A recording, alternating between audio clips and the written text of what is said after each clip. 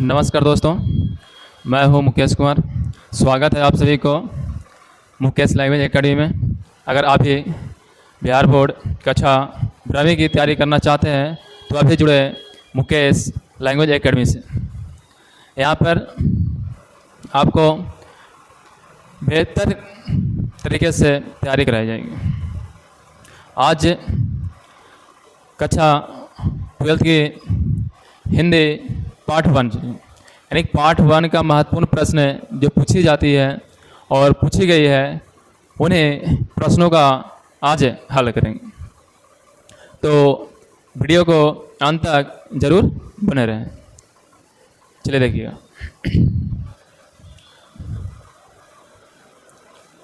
पहला पार्ट जो हमारी है बातचीत, यानी पार्ट का नाम क्या है? बातचीत। देखिएगा, पाठ जो हमारी है बातचीत। बातचीत एक कैसी कृति है? तो एक ललित निबंध है और इनके लेखक बालकृष्ण भट्ट हैं। बालकृष्ण भट्ट। और पहला प्रश्न है पति गई है कि रेल का विकट खेल रचना के रचनाकार कौन है? यानी कि प्रश्न पूछी भी गई है, ऐसा नहीं है।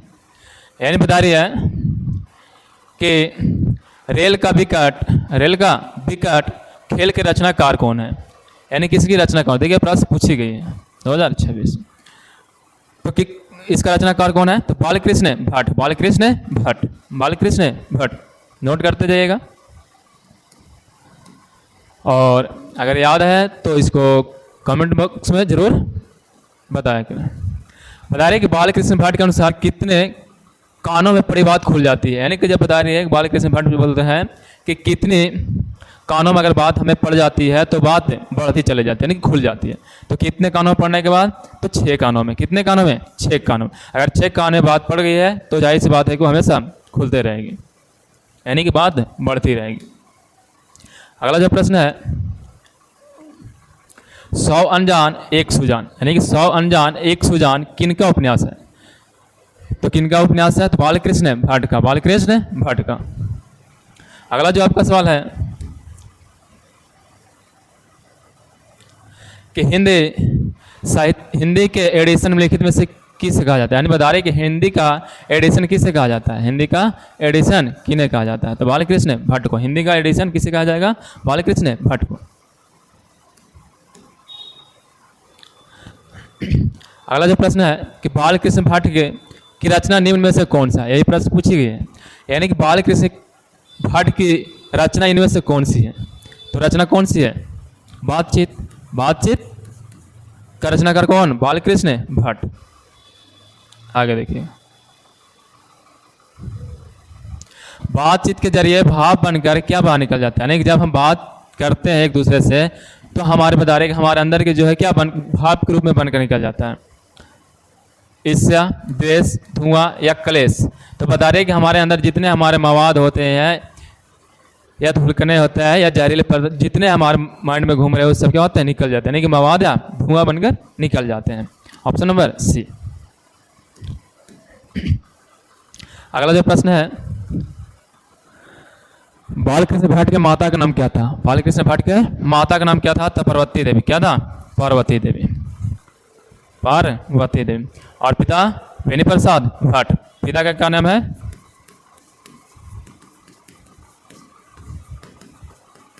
बेनी प्रसाद भट्ट। बेनी प्रसाद भट्ट। देखिए,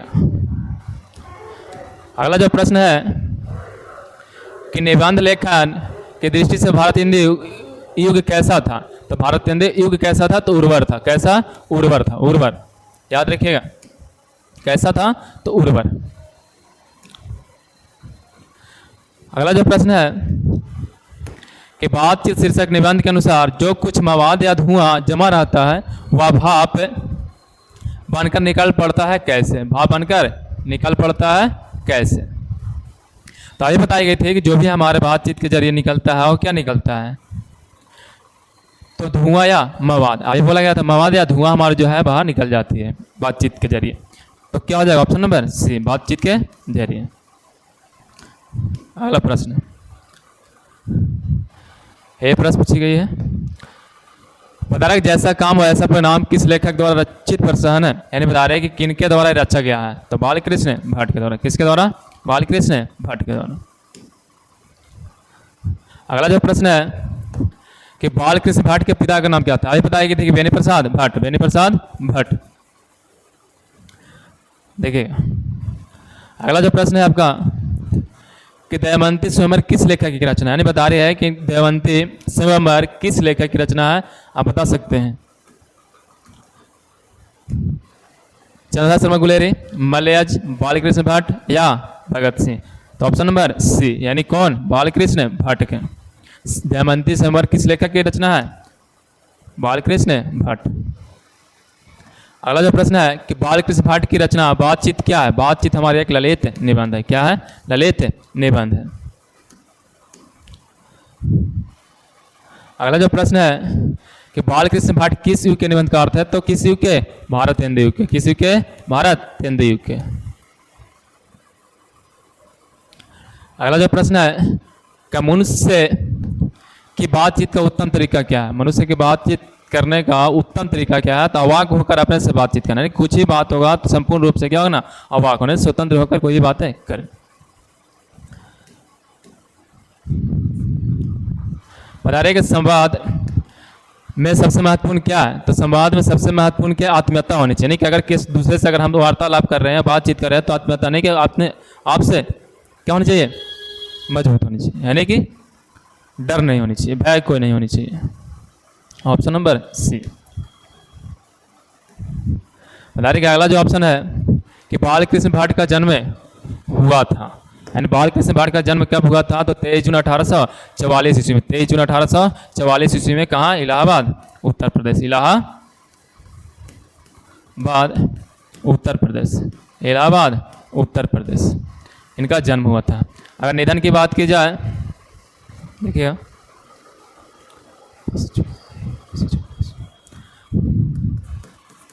अगर निधन की बात की जाए तो 20 जुलाई 1914 ईस्वी में। 20 जुलाई 1914 ईस्वी में। कब हुआ था? 20 जुलाई 1914 ईस्वी में।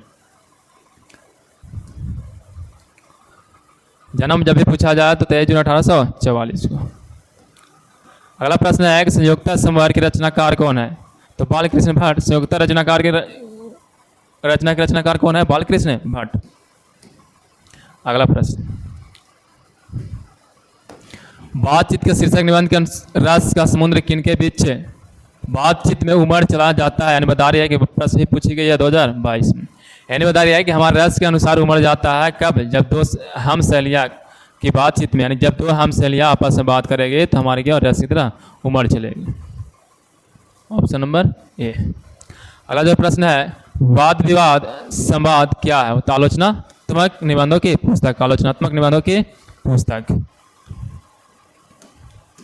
अगला जो प्रश्न है आपका कि बालकृष्ण भट्ट कौन सा मासिक पत्र निकाला था?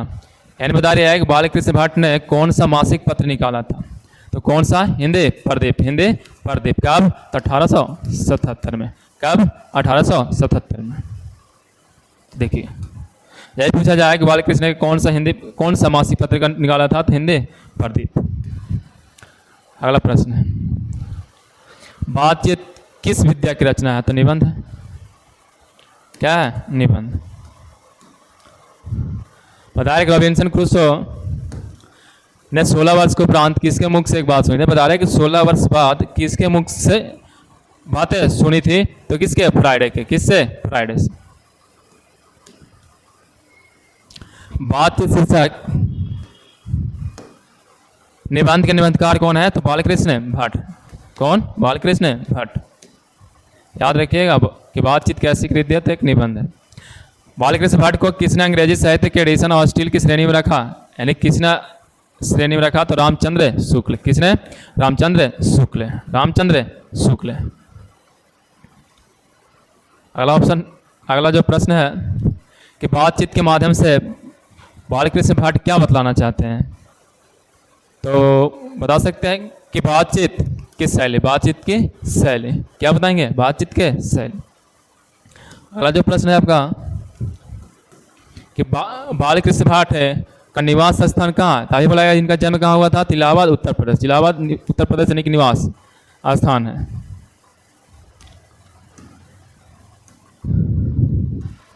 अगला जो प्रश्न है आपका कि बाल कृष्ण भट्ट ने किस पत्रिका का संपादन किया था? ये बताया गया कि हमारे हिंदी प्रदीप का संपादन किया गया था कब? 1877। ऑप्शन नंबर सी। बालकृष्ण ने हिंदी प्रदीप नामक पत्र का निकालना कब प्रारंभ किया? बताइए कब बोला गया अभी? तो 1877 में। 1877 में, ठीक है। बताइए अगला कि बालकृष्ण भट्ट के पिता पेशे से क्या थे? पेशे से क्या थे? कमेंट कीजिएगा। बता रहे कि चिकित्सक, व्यापारी, शिक्षक या समाजसेवी। तो बालकृष्ण भट्ट के पिता पेशे से क्या थे? एक व्यापारी थे। क्या थे? व्यापारी।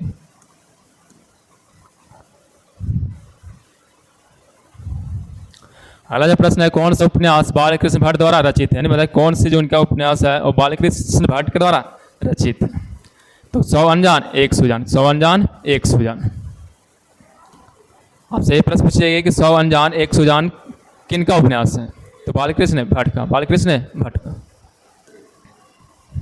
अगला जो आपका प्रश्न है, नाटक के प्रारंभ में होने वाले मंगल पाठ को क्या कहा जाता है?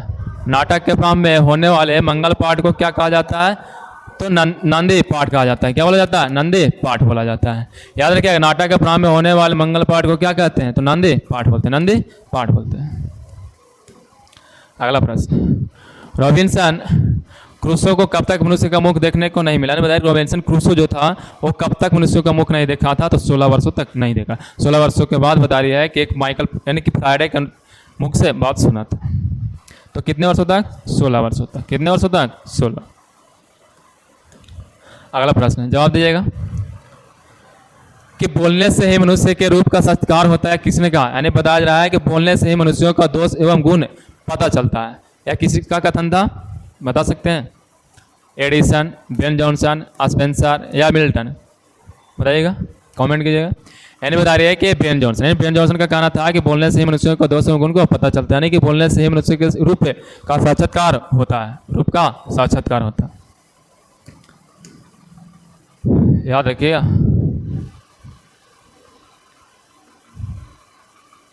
अगला जो प्रश्न है कि असली बातचीत सिर्फ दो व्यक्तियों के बीच में ही हो सकती है, किसका कथन था? यानी बता रहा है कि असल जो बातचीत होती है वो सिर्फ दो व्यक्तियों के बीच में होती है, या किसका कथन था? किसने कहा था? तो एडिसन है। एडिसन का कहना था कि असल बातचीत जो है सिर्फ दो व्यक्तियों के बीच ही है।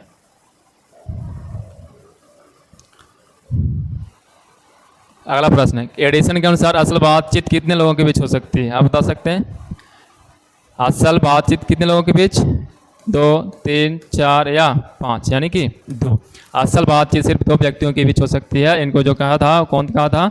एडिसन का मत था। किसका मत था? एडिसन का। बता रही है कि बातचीत से मन किस प्रकार का हो जाता है? तो हल्का और स्वच्छ। यानी कि बातचीत अगर हम कर रहे हैं तो अगर प्रेम पूर्वक किए तो हमारे जो मन जो होगा हल्का और स्वच्छ हो जाएगा। यानी बातचीत से मन किस प्रकार हो जाता है? स्वच्छ और हल्का। स्वच्छ और हल्का।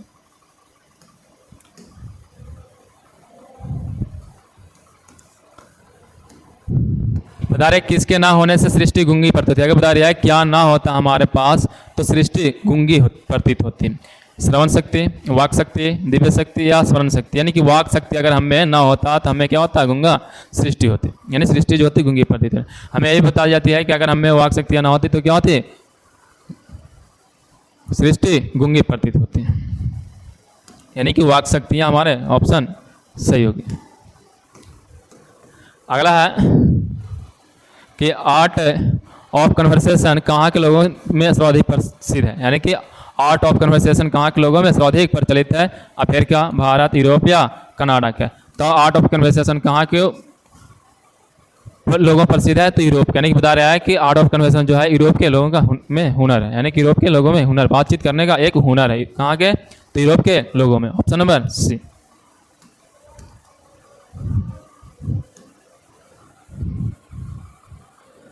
चलिए लास्ट क्वेश्चन है, इसको थोड़ा सा कमेंट बॉक्स में बता दीजिएगा कि बाल कृष्ण भट्ट किस काल के रचनाकार है? प्रश्न पूछी गई है 2019 में। 2019 19 में कि बाल कृष्ण भट्ट जो है किस काल के रचनाकार हैं। कमेंट में बताइए जल्दी, आदिकाल, भक्तिकाल या रीतिकाल या आधुनिक काल। तो बाल कृष्ण भट्ट जो है वो किस काल के हैं, बता सकते हैं? तो आधुनिक काल के। किस काल के? आधुनिक काल के।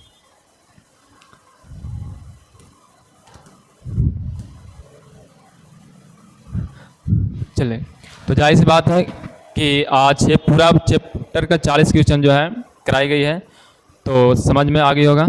अगर इस बात समझ में आई है और वीडियो अगर अच्छी लग रही है तो इनको चैनल को सब्सक्राइब करें और दोस्तों के साथ ज़्यादा से ज़्यादा शेयर करें। थैंक यू, धन्यवाद।